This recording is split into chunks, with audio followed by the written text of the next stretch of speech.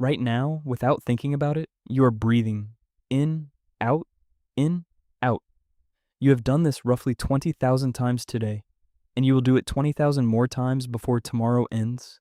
And in all of that, you have probably never once stopped to wonder if you are doing it wrong. But you are. Not a little wrong. Not in some minor technical way that only matters to athletes or yogis. Wrong in a way that is quietly reshaping the bones of your face, narrowing your jaw, collapsing your airways, wrecking your sleep, and accelerating problems that doctors have spent decades treating as separate conditions. Anxiety, fatigue, crooked teeth, high blood pressure, without ever looking at the one thing connecting all of them: the way you breathe. Here's the strange part: your ancestors did not breathe this way. Something changed. Something shifted over the last few centuries, and it happened so slowly that no one noticed until a small group of researchers started digging through skulls. Ancient skulls, medieval skulls, skulls from thousands of years ago, and found something that stopped them cold. The airways were bigger, the jaws were wider, the nasal passages were broader and more open. And then they looked at modern skulls, and the difference was not subtle. Stanford researcher and journalist James Nestor spent years investigating this. He called it one of the most important and overlooked aspects of human health. His book, Breath, published in 2020, pulled together decades of research from pulmonologists, anthropologists, and sleep scientists. And the picture it painted was uncomfortable. Most people in the modern world are breathing in a way that their bodies were never designed for. So what went wrong? Start with your nose. Your nose is not just a passage. It is a filtration system, a humidity regulator, a nitric oxide factory, and a pressure pump.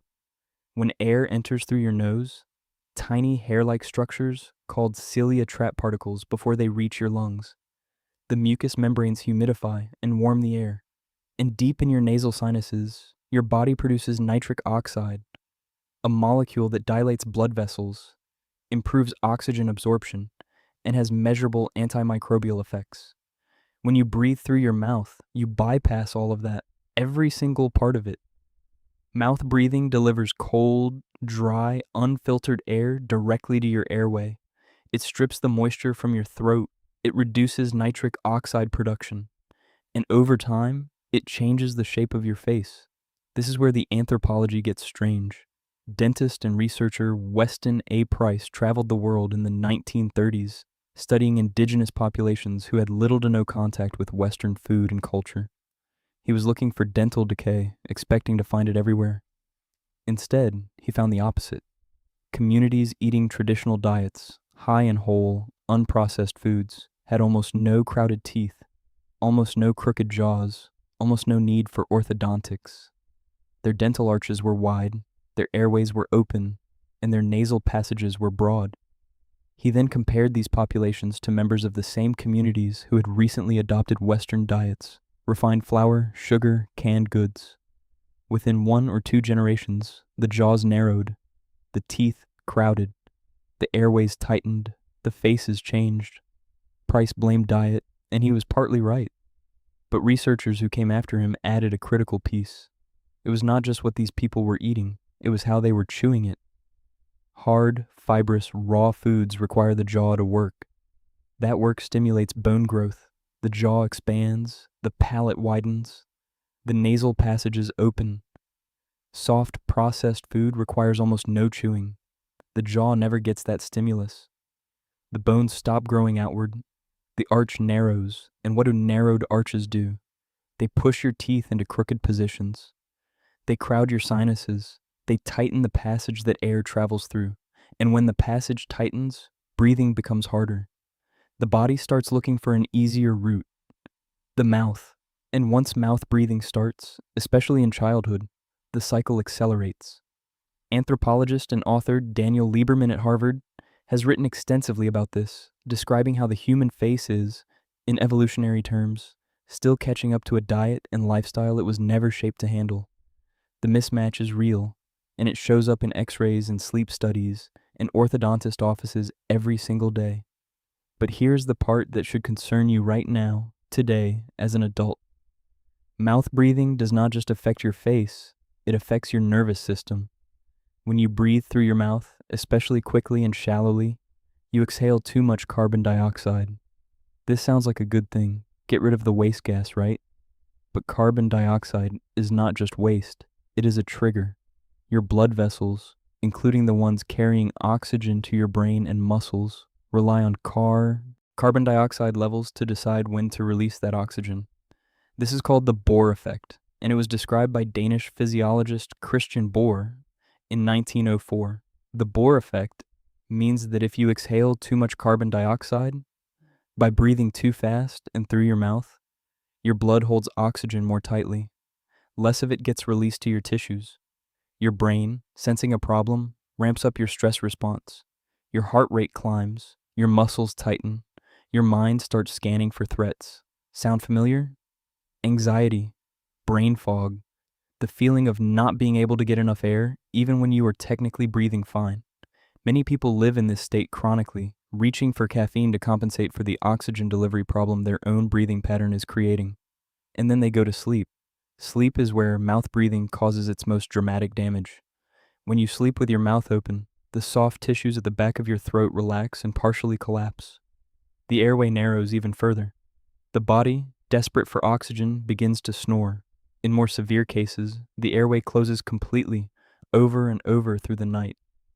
This is sleep apnea, and the American Academy of Sleep Medicine estimates that somewhere between 10 and 30% of adults have it, most of them undiagnosed. The consequences are not just tiredness. Chronic sleep apnea is associated with elevated blood pressure, increased cardiovascular risk, impaired memory consolidation, and a measurable increase in the likelihood of developing metabolic disorders. All of it linked, at least in part, to the simple fact that your airway is not staying open while you sleep. And the reason the airway is not staying open is often structural. The jaw is narrow, the tongue has nowhere to rest, the palate is high and vaulted instead of wide and flat. All of that goes back to years, sometimes decades, of mouth breathing, insufficient chewing, and a jaw that never developed the width it was designed to have.